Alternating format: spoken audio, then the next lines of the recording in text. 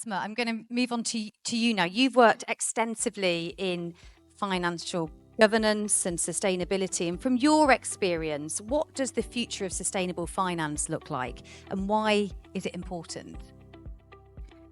Hi, good evening.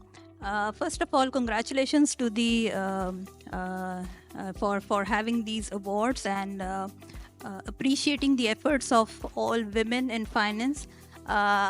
Having spent more than 2 decades in finance, I can resonate with all the efforts it takes for a female to stay in that profession and then excel as well. I have spent, after qualifying as a chartered accountant, I've spent all the time in the industry with different industries in progressive roles. And what I have come to learn is that finance is all about risk assessment and then risk mitigation. So this is the key. Lot of business people, they shy away from accepting what finance proposes because they think they are the risk takers. Finance at that point of time come forward and they not only assess and evaluate the risk levels, they also recommend and take actions to mitigate it and to prevent the risk. When we talk about sustainability, it's all about long-term perspective.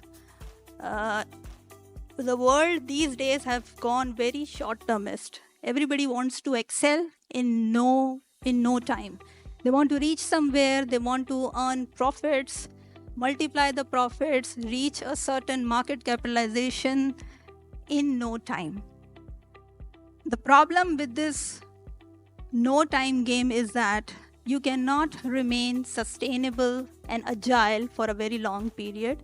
And given the fact that the world is full of changes now, with the advent of digital age and artificial intelligence overwhelming each and everything in this world, humans need to be coming up with strategies whereby they remain relevant and at the same time they are able to use that technology for their benefit, and at the same time think about 3 P's. So most of the time business is all about thinking in 1 P direction. And what is that P? Profitability. So in the race for going more and more profits, what we end up into, we somehow neglect the part of how we are doing, how we are getting there.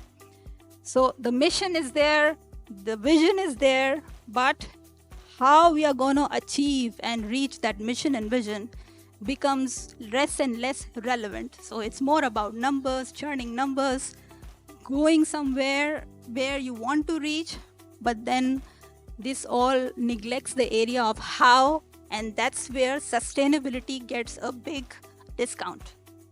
So in my view, we all have to strategize and plan a lot.